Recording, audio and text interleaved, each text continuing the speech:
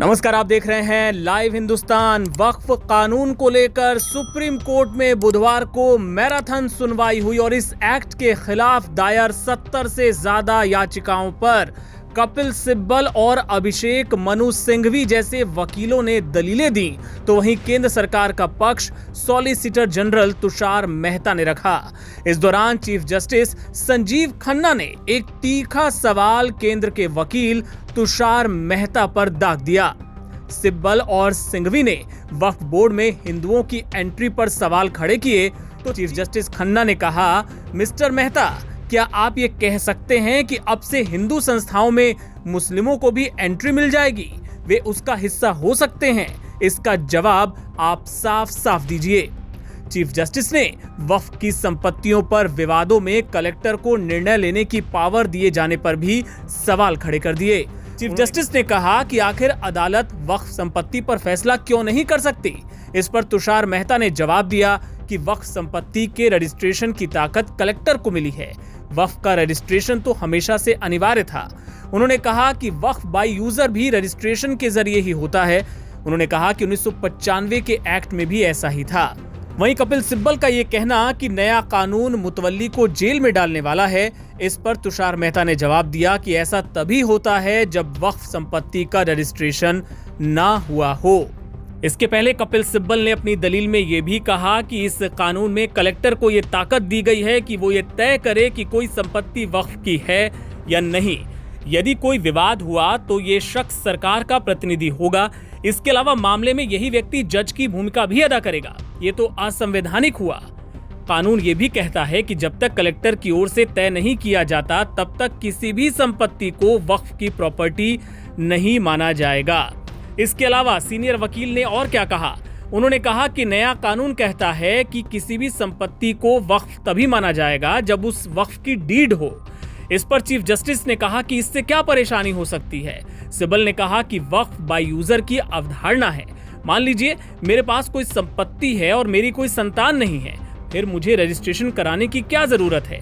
इस पर chief justice ने कहा कि रजिस्ट्रेशन से तो हेल्प ही मिलेगी। इस पर सिब्बल ने जवाब दिया कि वक्फ बाय यूजर तो अब खत्म कर दिया गया है। अयोध्या के फैसले से ये पता चलता है। इस पर जस्टिस विश्वनाथन ने कहा कि फर्जी दावों को रोकने के लिए वक्फ डीड की बात कही गई है, तो सिब्बल ने जवाब दिया कि ये इतना आसान नहीं होगा। वक्फ की संपत्तियां सैकड़ों साल पुरानी हैं, वो तो 300 साल पुरानी संपत्ति की भी वक्फ डीड मांग लेंगे और असल में समस्या तो यही है। बहरहाल आपको बता दें कि इस मामले को लेकर आगे भी सुनवाई जारी रहेगी। फिलहाल इस मामले पर कोई फौरी आदेश नहीं दिया गया है कोर्ट की तरफ से। आगे की सुनवाई का फिलहाल इंतजार करना होगा। अपडेट्स के लिए आप बने रहिए लाइव हिंदुस्तान के साथ। देखिए, बिल्कुल कोर्ट कन्विंस हुआ और कोर्ट पहले से भी जानता था। ये बेंच पूरा समझती थी कि ये मामला क्या है। बेंच ने 4 पॉइंट को है रेज किया उसमें। बेंच ने पहले कहा कि नोटिस तो हम इस पे इशू करेंगे। जो सॉलिसिटर जनरल है उसको कहा कि हम आपको नोटिस इशू करते हैं, ठीक है, नोटिस इशू करेंगे हम, लेकिन हम इसके ऊपर ये कोई पार्लियामेंट एक्ट बनाती है तो उसके ऊपर स्टे नहीं लगाते हैं। लेकिन ये एक्सेप्शनल केस है, ये केस एक एक्सेप्शनल केस है जिसके लिए हम इस पे इंटरिम स्टे देंगे, हम इस पे इंटरिम रिलीफ देंगे। इंटरिम रिलीफ जो है कोर्ट ने ये कहा कि हम अभी डिक्टेट करा रहे हैं इंटरिम ऑर्डर। उसमें उन्होंने हमें क्या क्या रिलीफ दिया? पहला रिलीफ दिया कि एक्स ऑफिशियो को छोड़ करके बाकी जो भी मेंबर होंगे वो सब मुस्लिम होंगे, ये हम लगाते हैं। दूसरी चीज, जो कलेक्टर अगर जा करके सर्वे करता है तो वो कलेक्टर जाके सर्वे करने से पहले कोई उसका नेचर नहीं चेंज कर सकता और करने से पहले हमारे यहाँ एप्लीकेशन लगाएगा इस कोर्ट में आके।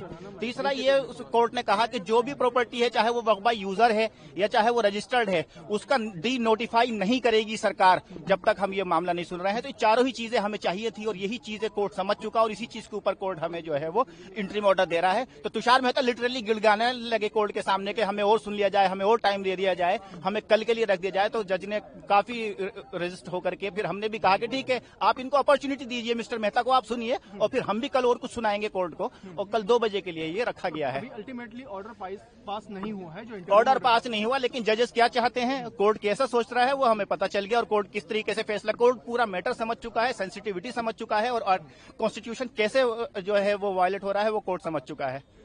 अच्छा, नोटिस इशू किया गया है, कुछ इस तरीके की बात सामने आई है या कुछ एफिडेविट वगैरह फाइल करने को कहा गया है? नहीं, अभी क्या है, कल डिसाइड कोर्ट ने कहा कि अब मिस्टर मेहता हम आप नोटिस इशू करेंगे और आप जो है जवाब दे दीजिएगा। तो मेहता ने खुद कहा कि सर आप मुझे इशू कर दीजिए, हम 15 दिन में इसको सुन के 15 दिन के अंदर हम एफिडेविट ले आएंगे, डे टू डे आप इसको सुन लीजिए, आप स्टे मत लगाइए। जज ने कहा कि नहीं, स्टे लगाना जरूरी है, इंटरिम रिलीफ देना जरूरी है, because it's an exceptional case. जी, तो कल हो जाएगा इंशाल्लाह। बाकी पिटीशन जो है मुजीबुर रहमान साहब, उसको कब सुनने की बात कही है कोर्ट ने? वो तो इसके साथ कनेक्ट हो जाएंगी। जज साहब ने ये कहा है कि जिसकी पिटीशन आज 11 बजे तक आ गई थी उसको आज सुना गया है। कुछ लोगों ने मेंशन की अपनी पिटीशन, उनको जज साहब ने नहीं सुना है, कोर्ट ने नहीं सुना उसको। वो नेक्स्ट जो है जब वो लिस्टिंग होगी, स्क्रूटनी पार करके जब आएगी तब उसको देखा जाएगा। कल 2 बजे।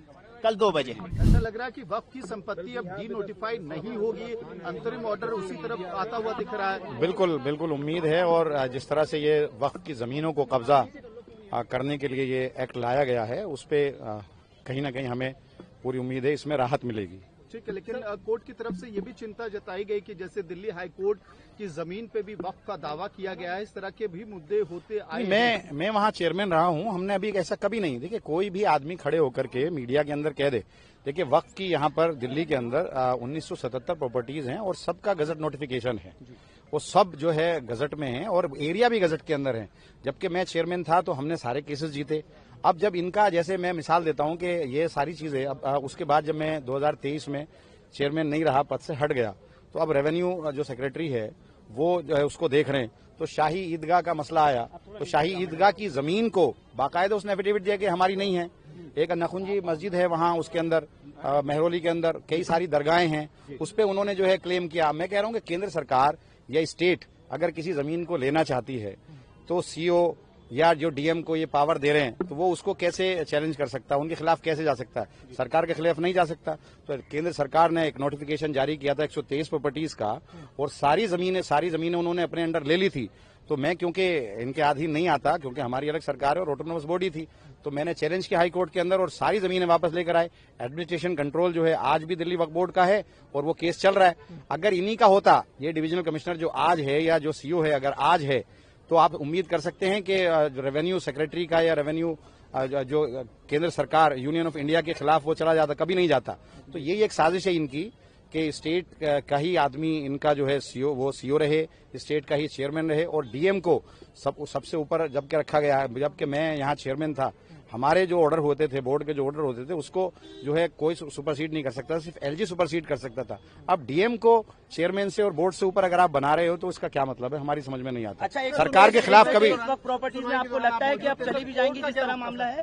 क्योंकि अभी तक जो है वो 64-65 प्रॉपर्टीज जाती हुई नजर आ रही है हाथ से। देखिए, इन्होंने तो ले लिया था ना, 123 प्रॉपर्टी तो इन्होंने ले ली थी। एक नोटिफिकेशन जारी करके यूनियन ऑफ इंडिया ने कहा था कि वक्फ जो है इस पे कब्जा किए हुए, ये हमारी जमीन है। अगर मैं हाईकोर्ट नहीं जाता तो ये तो सारी जमीन चली जाती। एक अकेली अगर आप तिकोना कब्रिस्तान की बात करो जो 60 बीघे का है, अगर आप उसकी वहां पे मार्केट रेट के हिसाब से बात करो, अगर 7 लाख रुपया भी मानो तो 42,000 करोड़ की एक प्रॉपर्टी है। उसके राइट साइड में डीपीएस के पीछे 484 खसरा है जो 30 बीघे का है, वो इन्होंने जबरदस्ती ले लिया। जबकि 123 में स्टे चल रहा है, केस चल रहा है, ले लिया। लाल मस्जिद आपके सामने मिसाल है कि उसके पीछे की सारी जमीन कब्रिस्तान की ले ली, मस्जिद के पीछे की, और वहां बिल्डिंग बना दी।